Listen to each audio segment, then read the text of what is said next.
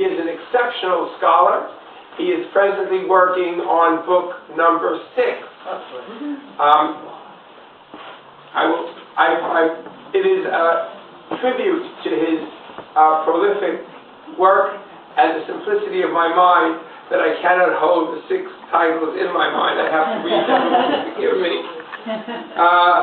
These books are The Peace Progressives and American Foreign Relations, published by Harvard. Ernst Gruning and the American Dissenting Commission, also published by Harvard. Congress and the Cold War, published by Cambridge. He has also just finished a book on the 1964 election and is currently doing research on a book on U.S. foreign policy in the Cold War. He is going to talk to us today about yet another of his books, which was co-authored, and which is about the most infamous case of the last few years, which is to say the Duke lacrosse rape case, which is indicative not only to the depths to which some politicians will sink to get elected, but also, rather like the Dreyfus affair, shows us some of the deeper social forces involved and why some people had to believe that the lacrosse players were guilty. It's an insight into ideological bias. So without any further ado, a very great Casey Johnson. Thank you all for coming, and thank David for the kind words. What I thought I would do today is to talk some about the case in terms focused particularly on the academic side of affairs, but in the question and answer session, I'm happy to take questions on any aspect of the case. I was, as many of you know, quite intimately involved with the case. I developed a whole lot of sources. I did a blog as the case went on. First of all, just to step back, there are, I think, 3 reasons why this case attracted such attention, was such significant in terms of understanding what's wrong with the contemporary academy. The first was, and what happened at Duke might be an extreme example of what exists in most elite college campuses, but is hardly unique. And there were 3 patterns, I think, that came together at Duke. The first was a transformation of the Duke faculty, which began in the 80s, but really accelerated in the 1990s, when Duke appointed the then president of Wellesley, Nancy Hayne, as its president, and she appointed a history professor named Bill Chait as the dean of faculty, which in the Duke administrative system is the position that's in charge of faculty hires and awarding of lines to various departments.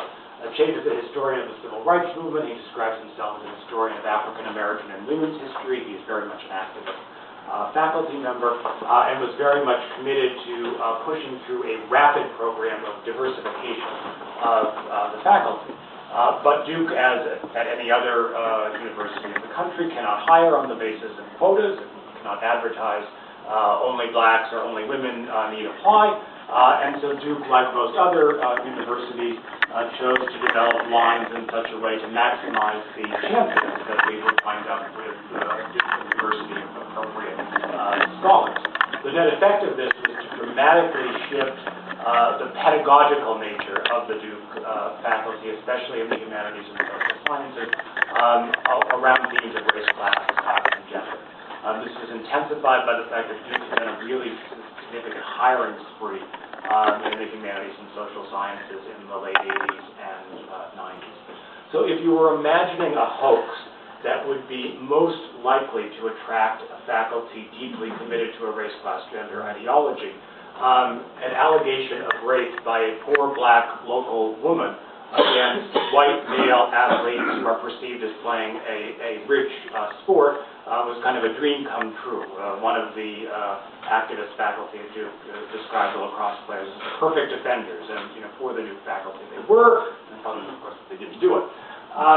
The second kind of background theme was this issue of drinking on campus, which I taught at Williams before I came to Brooklyn. It was a serious issue there, and for those of you who have children at residential colleges, you're probably familiar with it. The key legal turning point was this case in the late 90s at MIT, when a freshman who was being initiated into a frat essentially drank himself to death. The parents sued MIT and won a very large settlement. Before that, basically, universities looked the other way at drinking, and the idea was it would be safer to have the drinking on campus. After that, that was just legally impossible for universities.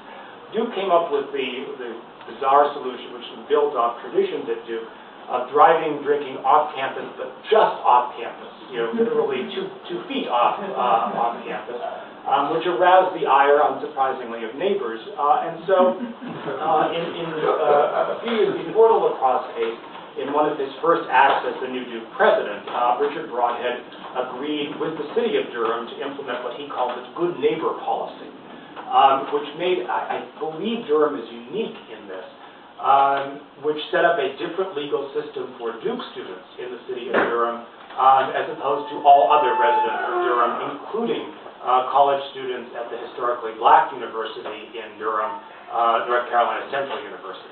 And under this good neighbor policy, Duke students are legally treated differently in the Durham justice system than anyone else for alcohol-related offenses.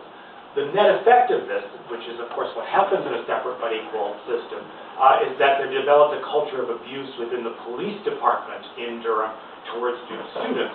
The idea was we don't have to follow our rules when we're dealing with Duke students because we don't have to follow our rules. And this was critical in terms of understanding the kind of police corruption that we saw in the case.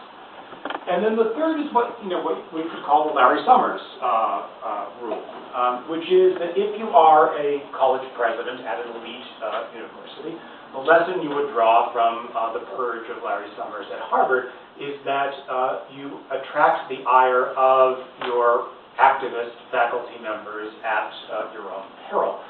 Keep in mind that the vote of no confidence against Summers listed 3 and only 3 offenses that he had committed. One, he had criticized divestment towards Israel as anti-Semitic in effect, if not in intent. Secondly, he had the gall to suggest that Cornell West, as a university professor, actually had to do scholarship rather than rap records. And thirdly, he had suggested that discrimination might not account for the low number of women in science, and so he made his suggestion about more research. And the critical aspect of this is this argument that that the research needs to be done to rebut conservative critics of the academy that this could be a possible solution, but that, of course, didn't get along.